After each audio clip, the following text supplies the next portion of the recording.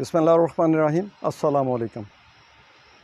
अभी थोड़ी देर पहले मैं फ़ेसबुक के ऊपर एक तो दोस्त से कोई इशू जो है ना वो डिस्कस कर रहे थे।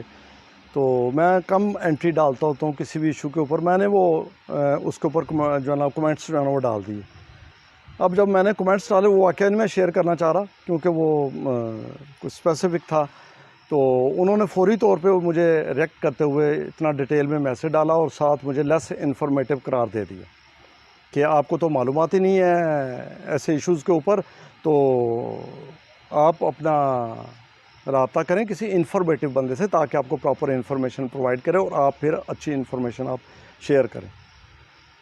तो मैं बड़ा धीमे से बड़े प्यार से मैंने फिर उन्हें कमेंट मैंने किए बड़े अच्छे तरीके से।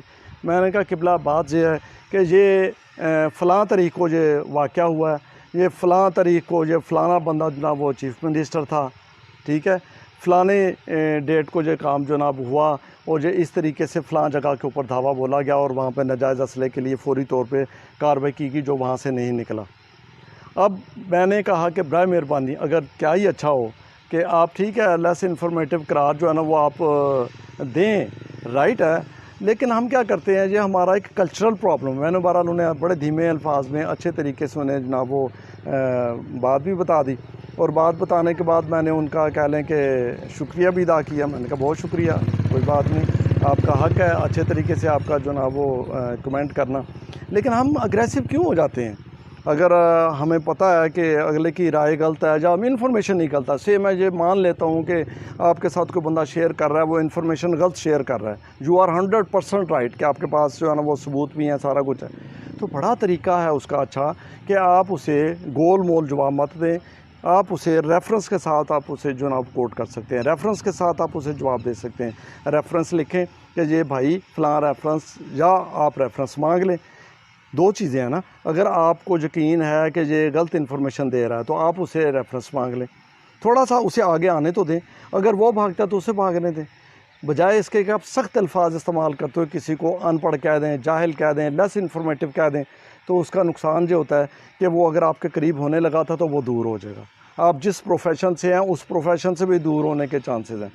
इसलिए बात यह है कि ये एक इंसान के अंदर ये चीज़ें आनी चाहिए, क्योंकि बहुत सारे मैं देखा मदरसों में जो मौलवी भी बनते हैं, आलम भी बनते हैं, नेक परहेजगार सारा कुछ होंगे, उनकी बड़ी रेटिंग होगी, लेकिन वो बर्दाश्त का चैलेंज तो वो सबक दे रहे होंगे लेकिन उनमें खुद बर्दाश्त नहीं है।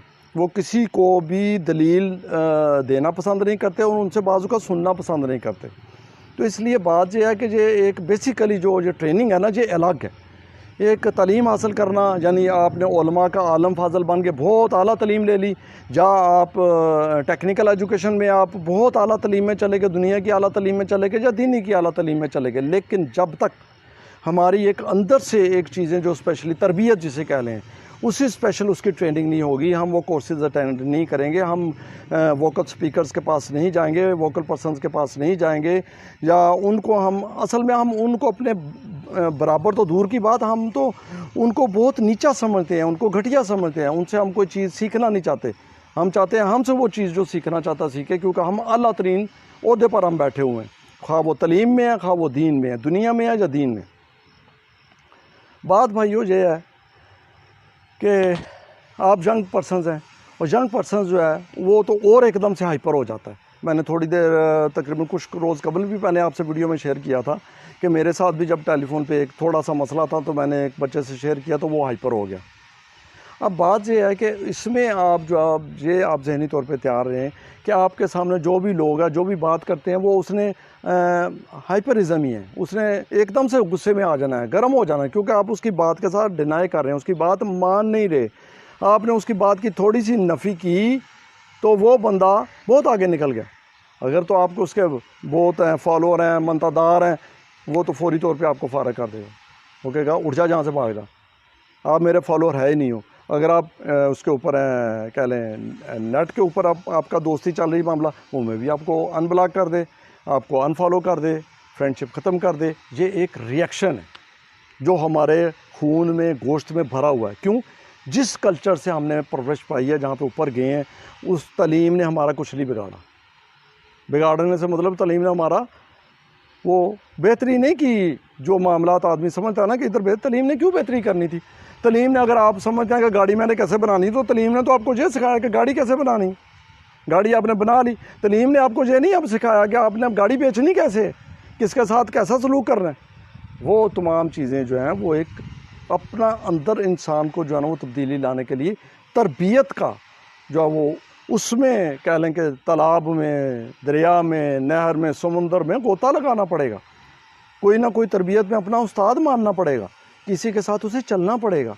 अपने आप के अंदर की सारी चीज़ें जो हैं वो जो मनफी ताकतें हैं उनको निकालना पड़ेगा, माइनस करना पड़ेगा, डिलीट करना पड़ेगा।